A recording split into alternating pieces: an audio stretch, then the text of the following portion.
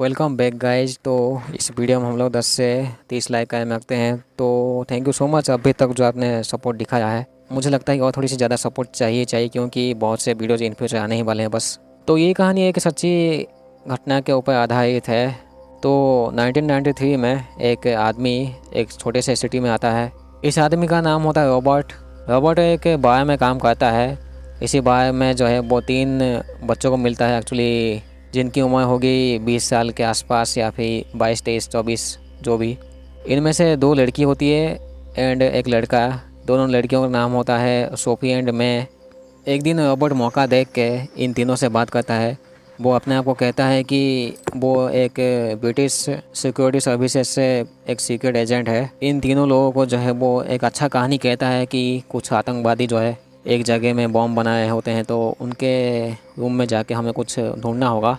Robert की खासियत यही होती है कि ये आदमी जो है झाटू साला इतनी अच्छे से बातें करता है कि सामने वाला सोचेगा भी नहीं 3 बार कि उसके सामने एक बड़ा सा कमीना इंसान है इस दुनिया का।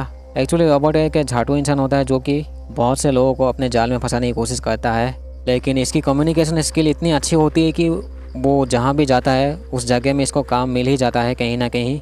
तो जैसे कि अपने आप को नकली एजेंट कह के, तो अपने आप को असली एजेंट कह के ये रॉबर्ट इस तीनों से काम करवाता है। इन तीनों में से लड़का जो है वो तो टॉयलेट का बहाना बना के एक रूम को चेक करता है, लेकिन इस रूम से उसे कुछ खास पता नहीं चलता है। एक दिन झाटू रॉबर्ट कहता है कि हम लोग के ऊपर वो लोग थोड़ा सा डाउट कर लिए होंगे, तो हमें इस जगह को छोड़ना पड़ेगा। जिसके बाद जो है ये चारों लोग निकल लेते हैं यहाँ से। तो अभी जो है 2002 आ चुका है। एलिस नाम के एक वकील जब वो अपने ऑफिस से घर पे लौटे थे तो रास्ते के साइड में वही झाटू रॉबर्ट मिलता है जो कि कार सेल्समैन बना हुआ था। पहली बार जब एलिस मिलती है रॉबर्ट से तो उससे तो पहले वो गाली देती है गांडू कहीं का बोल के। ऐसे ही कुछ दिन चले जाते हैं, लेकिन रॉबर्ट की किस्मत अच्छी होती है कि वो एलिस वकील जो है वो पट जाती है। जैसे कि रॉबर्ट की कम्युनिकेशन स्किल काफ़ी अच्छी होती है तो वो अच्छे से बात करता है, अपनी एक खुद की कहानी नकली कहानी कहता है एलिस को। ये लोग एक दूर जगह में किसी लाइट हाउस में जाते हैं एंड टपाटप कर लेते हैं एक दूसरे के साथ, ये बिना जाने कि उसके सामने जो आदमी है वो एक नंबर का गांडू है दुनिया का। टपाटप करने के बाद जब वो फ्रेश हो रहा था बाथरूम में तो एलिस देखती है उसके फ़ोन में सोफ़ी का मिस कॉल। इसका मतलब यही है कि सोफ़ी जो है अभी भी रॉबर्ट के साथ ही है। रॉबर्ट झाटू मिलता है सोफ़ी से। सोफ़ी जो है अभी भी काम जैसे कर रही थी रॉबर्ट के लिए, तो वो एक गेस्ट का लिस्ट देती है रॉबर्ट को। अपने दोस्त वकील से लिस्ट जब चेक करवाई थी रॉबर्ट का नाम, तो वो रॉबर्ट को कहती है कि उसका कोई पास रिकॉर्ड है ही नहीं। तो यहाँ पे भी साला ये रॉबर्ट एक दूसरा कहानी कहता है एलिस को, जिसके वजह से वो थोड़ा सा अभी के लिए मान जाती है।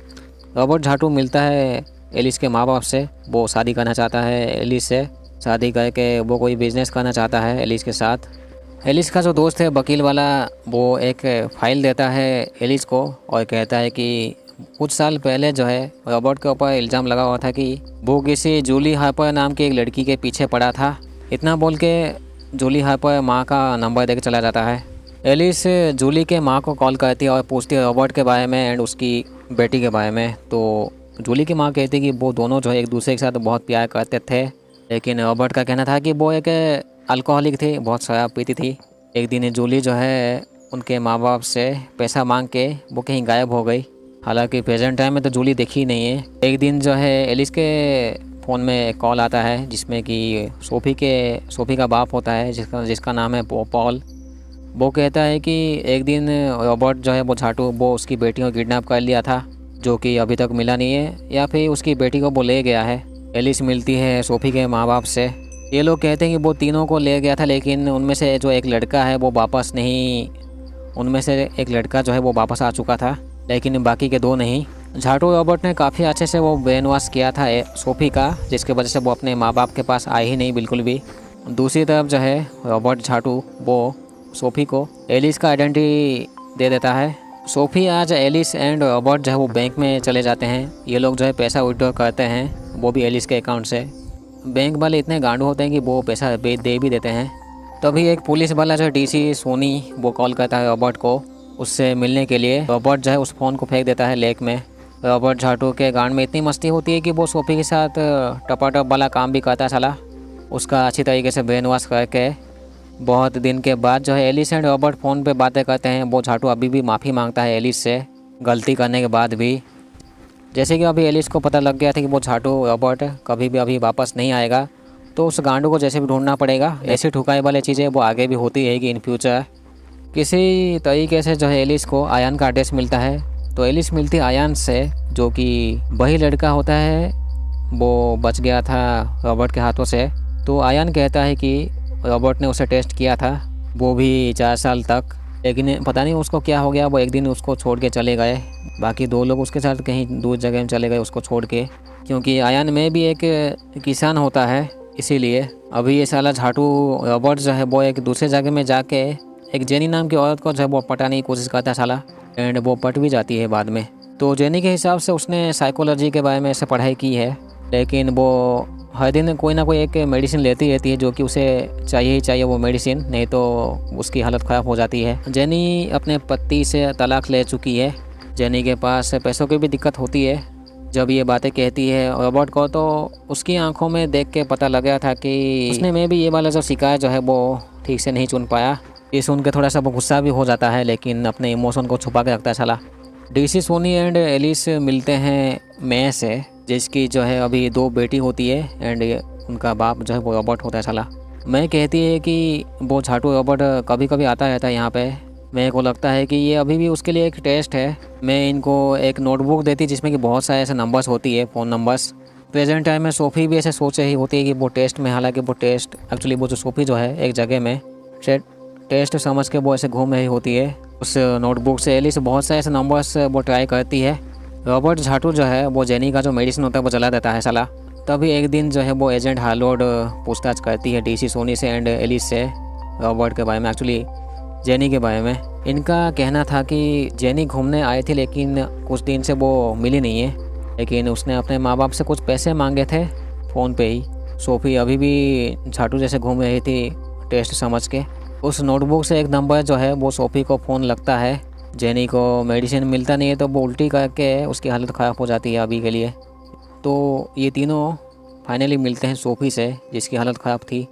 सोफ़ी कहती है कि एक जगह में जो उसके आंखों पे पट्टी बांध के वो एक कहीं चली थी सीधा, जो कि कुछ पहाड़ टाइप का इलाका होता है।